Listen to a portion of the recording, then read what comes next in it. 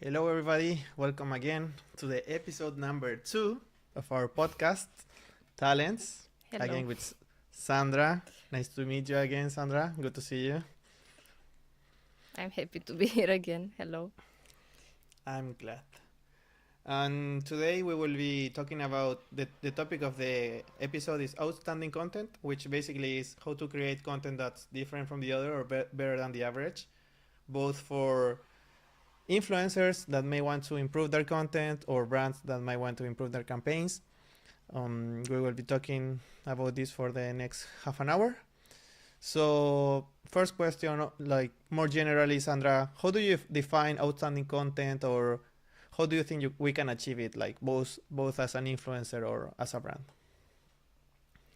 Well, the first thing that comes into my mind is the editing part because I think many people are just overlooking this aspect, and I think it makes the difference between a basic piece of content and one that can be really fun and engaging.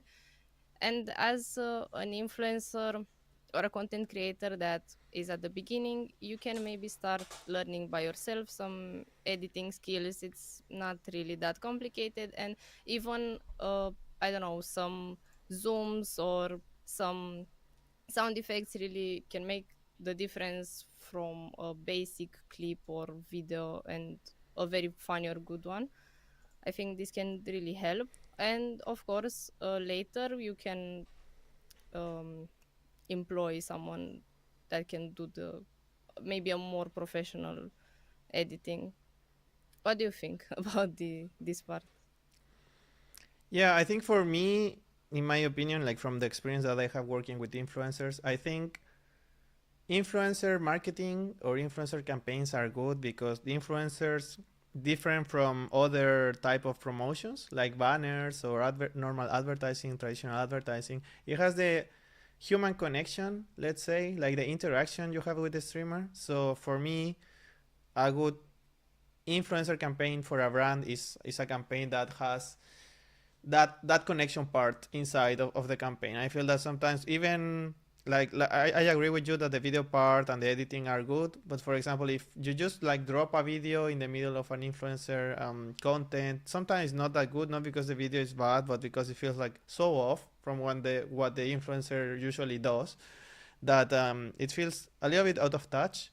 I think the key to make it good or high quality for me is that it needs to feel like your brand or your product is being inserted into the community of the streamer. I think it's easier said than done, and I don't think it's that easy to achieve. But I think, in my opinion, what makes like good campaigns from the bad ones in general.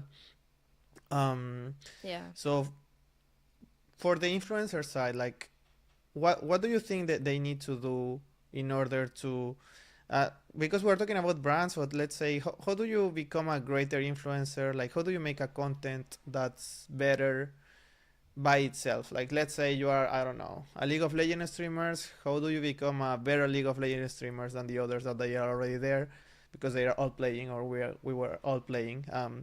What would you do different to be outstanding? I mean, of course, it depends also on the type of content because if you are a YouTuber and you upload videos, that edit part that I was talking about can really help. But if you are a live streamer, yeah, you can't really incorporate that into your content. So I think maybe it depends on what kind of streamer you want to be. If you want to be a professional League of Legends player, then maybe you can focus on your performance in the game and people can watch you because they want tips, they want to play better. I don't know, maybe you have a main and people want to play that champion as well. But you can also focus on the funny and engaging aspect. You can maybe incorporate some challenges. I know it's a specific one, but maybe people can find it useful. I saw a challenge from a Romanian streamer. It's something like League of Legends A to Z, and you play with characters uh, that their name starts with the letter A and so on until the Z letter, and you have to win a ranked game. And it can be a really fun and engaging challenge that you can do on the stream. And you can think of maybe original ones or use ones that already worked well from for others influencer or content creators, and you can definitely maybe try these tips. Awesome. I don't know. And when it comes to like outstanding campaigns, do you have like I like your example. So when it comes to brands, do you have anything in mind, like any good campaign that you remember, like you saw and say, okay, this campaign is very good, or they did a good job? You have anything in mind, that any brand that you can remember? mm, I think I had, I don't know if I can really name the brand, but what really worked for me in this campaign was that I could choose the game that I was playing, but of course this depends on the brand and the type of the campaign, because you it's not always that flexible. But the game had a specific setting that was the only requirement, and I could choose any game that had that setting. And because of that, I was able to play something that I knew that I was going to enjoy and my community was going to enjoy as well. So I think you really need to consider first your type of content in general and what your community enjoys, because if you accept a campaign that is very very different from what you usually do, it might feel a bit off and the community will not really be that engaged. It depends on your attitude as well, and if you try to incorporate it in a good way in your usual content. But if you're not doing that, it's going to be a bit bad. So yeah. Good, good. And when it comes to non-gaming, let's say, because we've been talking a lot about gaming, like when it comes to non-gaming campaigns, what do you think streamers or brands can do to make outstanding content from, I don't know, chit chat or other type of content besides gaming?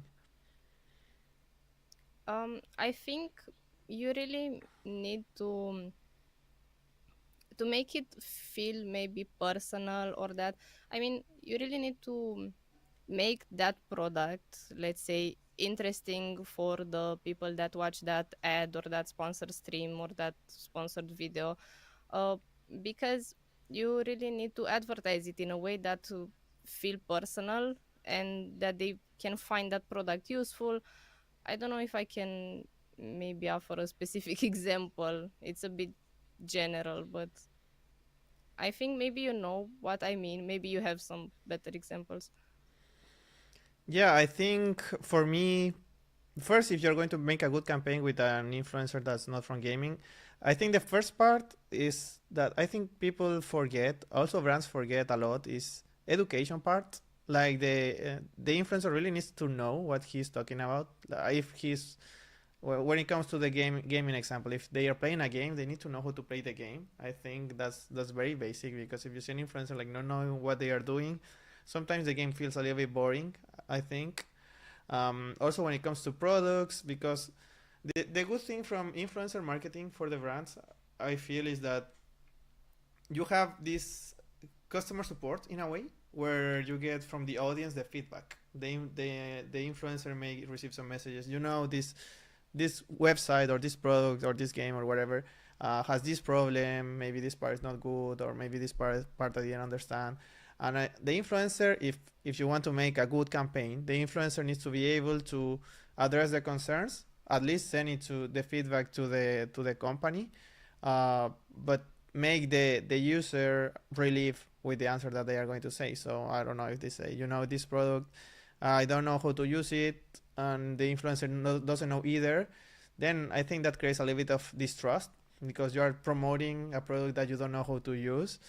Those are details, but I also feel like details are important to make the difference, because everybody's doing the same thing. So if you want to be above the average, you need to take care of the details.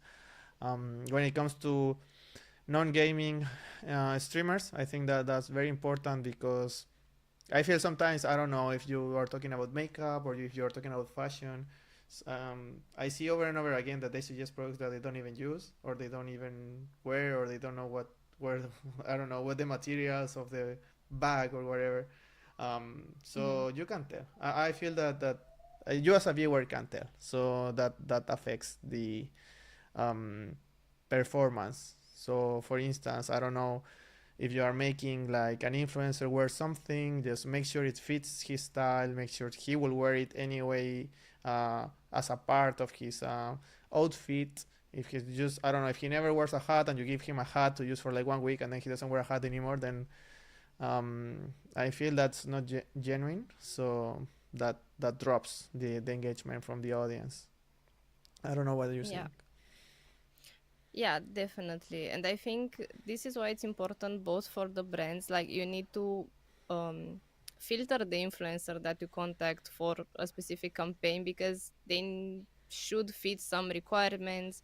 As you said, you if you want to sell a hat, you should look for content creators that wear hats. So this would definitely help it. And you as an influencer or as a content creator, you need to accept campaigns that fit your style and your community because often you receive offers that are not really suitable for you and your content, and that's okay, but you need to know when to decline an offer because you shouldn't accept everything just to make money or just to have that experience. It should also suit your community and your style and your content. I think that's important. Yeah, I think that's a good point, especially like when it comes to medium and small influencers. Maybe they don't have that many offers to choose from, and they just jump on the first opportunity that they have, which is understandable because everybody wants to make money. But yeah, maybe in the long run it's not the best. And also, I think it's important to see the collaborations in a long term, like not think of that as just a single deal, like think it long term. Okay, maybe this manager, maybe he's in this company of this game that I don't like, but maybe, and this is true, this happens, maybe 3 4 months later he will be in another game and I want to have a good relationship with him. It's like the same thing like when you do networking in other parts of business. So yeah, sometimes you need to sacrifice the short term like income or earnings to be more well known um, in the, let's say, the community of people that usually sponsor influencers, because they are not too many and they are kind of the same. Especially if you work or you stream in a small country or the brands are not that many. I think that's important to keep in mind. And also I think also it's important to give some feedback as an influencer to create good content, because if you're an influencer, nobody knows your content better than you. So the manager can come to a proposal. I feel that I see a lot of influencers that they just accept the proposal instead of suggesting or making some change or suggestions that can make it a little bit better. Because the manager, like as you are watching a lot of influencers, so there is no time to see like each one of them which content they have and how do you can adapt to every one of them. So it's kind of the influencer role, I feel, to then give the input of what's good for their specific community. Yes, definitely. I feel like they should really communicate their needs as well. And I had experiences with streamers that didn't really want to change anything. They just accepted it, but they weren't engaging neither. And it didn't go well, neither for us and for him or her as a content creator. So yes, the feedback helps because people that really communicated their issues, the feedback from their community as well, and what they would like, we are able to see what we can change. Because I feel like the managers usually are pretty flexible. Of course, it depends on the campaign and on the brand, but I feel like there's no harm in trying to discuss some issues or make some things better and improve them. Yeah, and also I feel like when you make a very good campaign, you always need to have in mind the goal of the campaign. Like, what do you want to achieve with this specific marketing campaign? Because I feel a lot of influencers, like, they get stuck on the deliverables. Like, okay, I made this Instagram post, I made this Instagram story, or I put this banner in your streaming channel.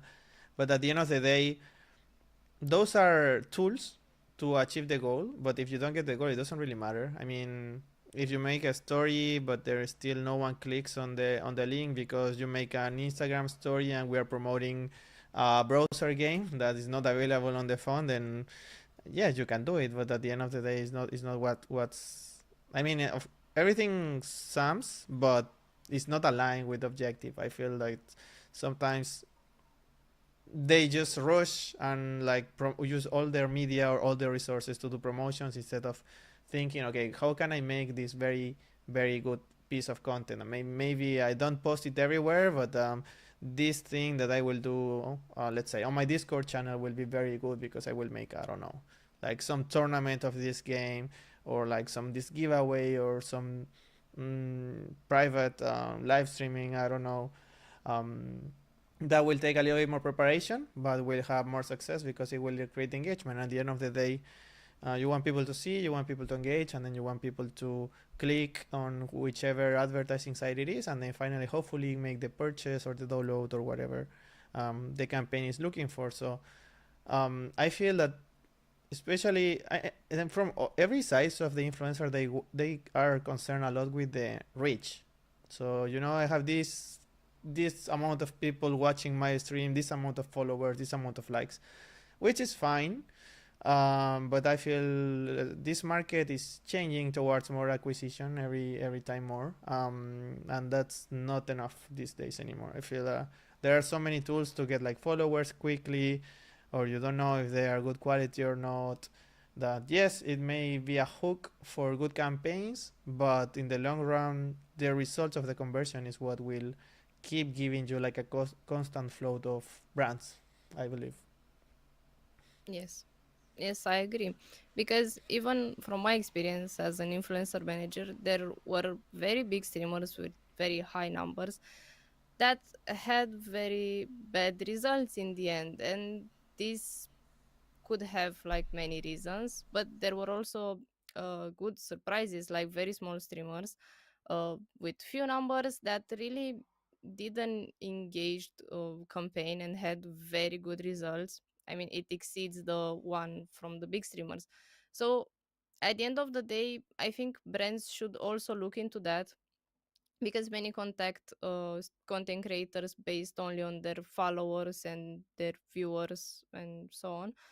But as you said, this doesn't really matter. It depends on what you want to achieve as well from that campaign. But in general, mm, but I think it's also a bit hard to measure the engagement. I mean, maybe if you watch that streamer a bit, see how he talks to the community, maybe how he did in other, what were his results in other campaigns. But at the first glance, it's a bit hard to predict the engagement. So maybe this is why some brands rely only on their numbers. Yeah, What do you think? definitely. Yeah, it's very hard to know beforehand the result of the streamer. Nowadays, there are some softwares for influencer management. I don't think they are that good, especially because the data from the most biggest platforms like TikTok or Instagram, they are private, so they try to. I don't remember the technical term. It's like crossing off the data to get an approximate of the result that they might have in the future, like a forecast. But still not good enough. Also, I think that there is the you can these days I think you can fake everything, honestly. There are some metrics that can be more important than others, like growth. I think is important. The engagement used to be important. I feel like a couple of years ago, but I don't think it's important anymore. I think it's more important to get the sentiment of the messages. For example, you can do a giveaway and get very high engagement just because you post, like, say hi here and I will give you a notebook, and then you got the engagement like boosted. And it's not organic. Many challenges like that, I think, for the managers as the technology gets better and better. I feel also like streamers, not all of them, of course, but there are some of them that try to use some tools to boost their stats so they can get better campaigns that at the end of the day they don't do well for the brands overall.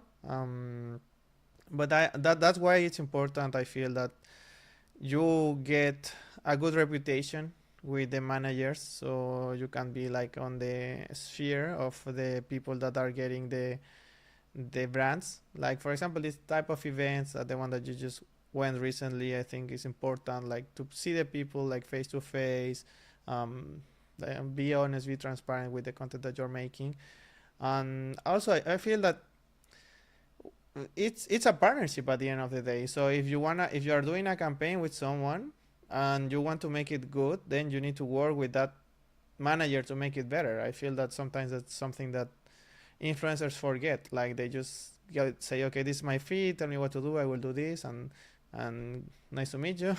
But I feel yeah, then sometimes you need to be a little bit more engaged. Yeah, definitely. So for the last part, so when it comes to creating all of these type of content, like you say, like these videos in several platforms, um, how do you know like which platform may be good for the content or the campaign that you're making, like to make the difference? I think you should use it in the first place. You need to maybe put some time and effort into it. See what kind of content gets more views, more likes, more engagement. I think it also depends on the country, because in some countries, some specific content might be more popular on TikTok, but in other countries, it might be more popular on YouTube and so on. So I think it can be quite specific. That's why you need to test it for yourself. It's a bit hard, maybe, to just search on Google what platform works best for X type of content. So yeah, this is what I would propose in the first place. And then, of course, you should try for yourself. You can post your content on different platforms and see which one gets more attention, which one maybe is more suitable for you, or maybe um, the interface is more suitable for you or your content. I think this can also matter. And I think it's also important to be consistent, because if you post often on a specific platform, there are more chances at some point that a video will go viral or it will gain more views than if you post once a month. And I mean, it's better to post consistent or just on one platform than to split all your content on more platforms, but maybe post less often. I hope it makes sense. Yeah, it does. And also I think that's important to keep the content short and quick, or easy to for the audience to understand. I feel sometimes I had made this mistake myself when I was a streamer. Sometimes you make the content too long or too narrow that is difficult for the rest of the audience to get it.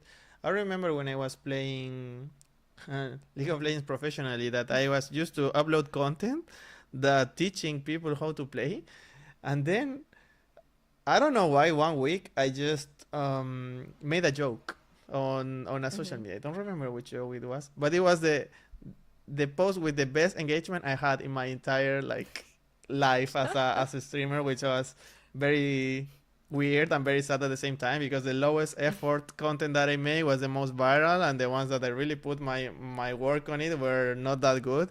But that's because the Yeah, more complex or more specific you make your content, is harder to relate for all the people, you know. So for example, let's say I play top and I play this specific champion. If you don't play that champion, you won't watch that content because that's not of your interest. But maybe if you do something more generic or something more light or something shorter, that has higher chances to be viral. I think usually viral things, people think that they are stupid in a way, but I think that works because it's something that can make you laugh quickly, and something that you don't really need too many information behind to relate.